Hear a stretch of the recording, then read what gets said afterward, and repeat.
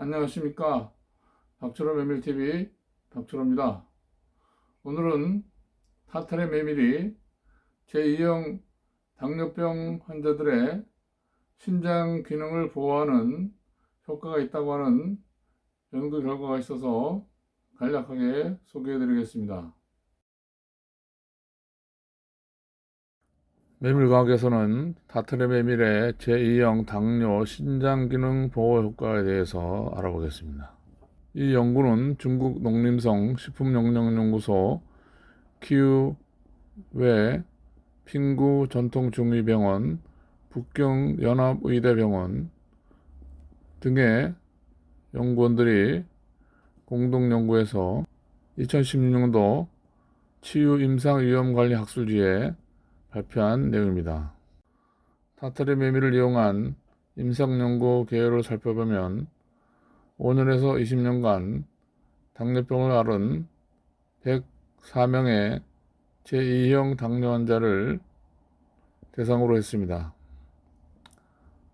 30살에서 80살에 해당되는 104명을 두 그룹으로 나누어서 식이대조그룹, 즉 쌀과 밀가루를 섭취한 그룹과 타타리 메밀가루를 섭취한 그룹으로 나누어서 4주간 실험을 했는데요. 서로 다른 종류의 음식을 하루 100g씩 먹인 경우가 되겠습니다. 4주 후에 체중 질량지수, 혈압, 사탕의 화학 반응을 일으킨 헤모글로빈과 알부민, 혈청포도당, 혈청크레아틴, 혈액요산, 혈액요소 질소 등을 측정했습니다. 그리고 당뇨성 신장질환의 위험인자인 ULCR 값, 즉 크레아틴 비율에 대한 소변 알부민 값을 구해서 비교했습니다. 결과를 보겠습니다. 실험하는 4주 동안에 신장에 어떠한 변화가 생겼는지, 그리고 혈압은 어떻게 변화가 됐는지를 알아보겠습니다.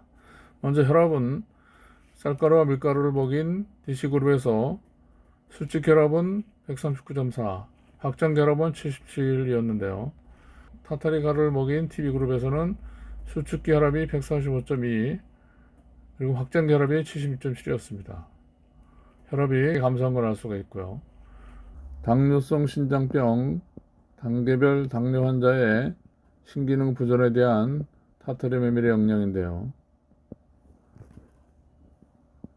103명의 당뇨 환자를 UACR 값에 따라서 10 이하의 정상인 경우, 10과 30 사이의 낮은 경우, 30 이상의 높은 경우 이렇게 나누어서 쌀과 밀가루를 먹인 경우와 타타리 메밀을 먹은 경우를 비교했습니다. 가로 안에 있는 숫자는 이 그룹에 해당되는, 즉 UACR 값이 10 이하인 환자들의 숫자 중에서 쌀과 밀가루를 먹은 경우죠. 그 다음에 28은 UACR 값이 10 이하인 경우에 타타리 메밀가루를 섭취한 경우가 되겠습니다.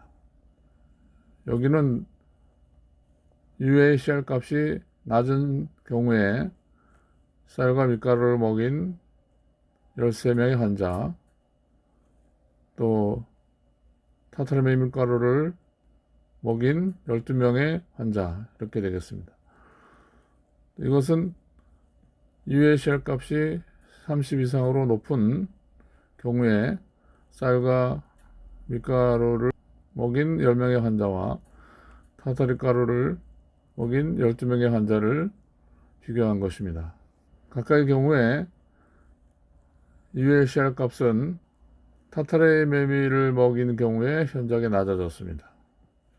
또 혈액 요소 질소도 마찬가지로 쌀과 밀가루를 먹인 경우보다 타타리 메밀가루를 먹인 경우에 더 낮아졌습니다. 그런데 혈청 크레아틴과 혈액 요산은 타타리 메밀가루에 의해서 크게 영향을 받지 않았습니다.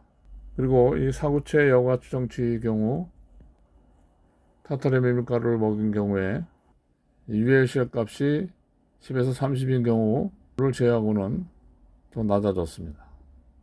결론적으로 이 연구를 통해서 알 수 있는 것은 타트레메밀이 당뇨 환자의 UACR 값을 감소시켜줘서 이오민자가 완화된 것을 알 수 있습니다.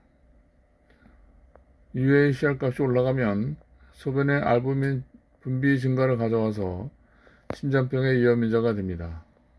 그런데 타트레메밀을 섭취하게 되면 이 UACR 값이 감소돼서 이오민자가 완화된다는 뜻이 되겠습니다. 그리고 타트레메밀은 또 혈액 요소 질소를 감소시키고 UACR 값을 감소시켜서 제2형 당뇨병 환자의 신장 기능을 보호하는 데 도움이 된다고 할 수 있겠습니다. 또 사구체 여과는 소변의 알부민 분비를 증가시켜서 제2형 당뇨 환자에게 당뇨성 신장병을 일으키는데, 이 연구에서는 두 식이군 모두 사구체 초여과를 개선하는 결과를 가져왔습니다. 그런데 실험 기간이 4주밖에 안 돼서 이 4주 안에 타트레메밀이 쌀과 밀가루보다 더 분명하게 효과적인 영향을 미쳤다고 하는 것은 아닙니다. 그래서 앞으로 더 많은 환자를 대상으로 해서 더 장기간에 걸쳐서 타트레메밀을 먹여서 실험을 한 연구 결과가 필요합니다. 메밀식문화에서는 2004년에 농촌진흥청 작물시험장에서 개발한 메밀싹이 그동안 많이 상용화되지는 않았지만 생산기술과 조리 또 효능에 대해서 그동안 많은 연구가 있었습니다. 그래서 제가 최근에 국제메밀학회지 파고파이룸에 한국의 메밀싹 개발과 이용이라는 제목으로 메밀싹에 대한 역사, 조리, 한국에서의 연구 동향 이와 같은 것을 리뷰 논문을 만들어서 발표를 했습니다. 그 내용을 간략히 소개해 드리겠습니다. 메밀식문화에서는 금년 4월 초에 발행된 국제메밀학회지 파고파이룸에 실린 한국의 메밀싹 개발과 이용에 대한 저의 논문을 소개해 드리겠습니다. 이것은 파고파이룸 39권 1호의 표지인데요. 이 표지 사진으로 메밀싹 만둣국 사진을 올렸습니다. 이 논문은 한국의 메밀싹 개발과 이용에 대한 논문으로서 2004년 농촌진흥청 작물시험장에 김설림 박사가 연구 개발한 메밀싹이 지난 18년 동안 어떻게 이용되고 또 연구되었는지를 소개한 논문이 되겠습니다. 이것은 메밀싹의 모습인데요. 왼쪽 것은 자엽이 노랗고 배축은 하얀색입니다. 오른쪽 것은 자엽은 노랗고 배축은 붉은빛이 도는 것입니다. 이것은 동해에 사는 김동열 씨가 메밀싹 재배를 하면서 메밀 껍질 벗기는 것이 문제가 됐는데요. 이렇게 이중 철망을 이용해서 아래쪽 철망에는 메밀씨가 담겨지는 역할을 하고, 거기서 발화된 메밀싹이 위로 올라오면서 이 위에 있는 철망에 걸려서 메밀 껍질이 벗겨집니다. 그래서 최종적으로는 이렇게 메밀싹만 이 재배기 위로 이렇게 크게 되는데요. 이것은 일주일 정도 자란 공장에서의 메밀싹 재배의 모습이 되겠습니다. 이 메밀싹은 2004년 농촌진흥청 작물시험장 전작과에 김설림 박사가 연구를 해서 우수 연구상을 받았고 또 한국특허도 등록을 했습니다. 그런데 그 당시만 해도 메밀싹 재배 과정에서 자엽에 붙은 메밀 껍질을 제거를 하지 못한 상태에서 특허까지 등록을 했습니다. 그 후 동해시 김동열 씨에게 기술 이전이 돼서 메밀싹 재배 과정에서 메밀 껍질을 벗기는 것은 김동규 씨가 재배기를 개발함으로써 가능해졌고 그 재배기도 특허 등록을 하게 되었습니다.